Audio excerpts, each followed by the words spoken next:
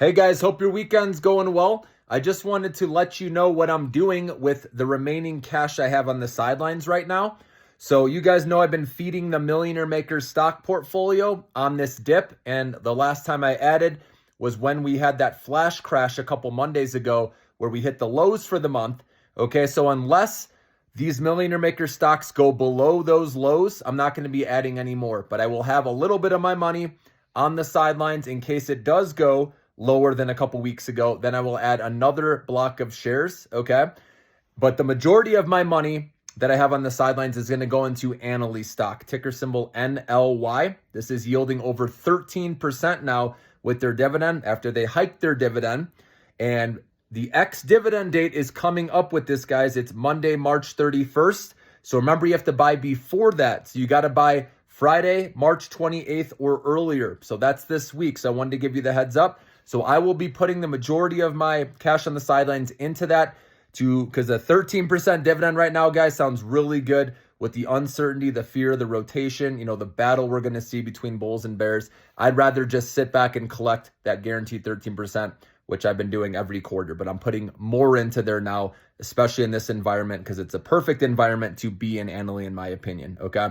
And then I will have a little bit of money in my short-term scalp trading account, okay, where if I see really good opportunities, some fresh positive news, and I want to play that, it's just going to be play money there, okay?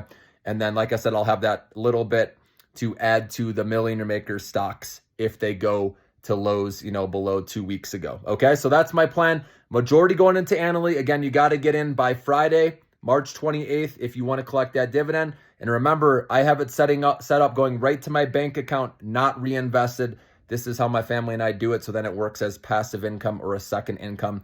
And with me having my wife and 4 kids, I got to support. It's, the best way. I want to make sure I'm growing my nest egg safely. So that's what I'm doing right now, guys. And then the great thing is, if Annaly's stock price does recover after the ex-dividend date, remember, on the ex-dividend date, Annaly's stock price falls, just like any dividend stock, okay, to factor in the dividend payment. And then you have to wait for the stock price to recover back to break even in your brokerage account or close to it.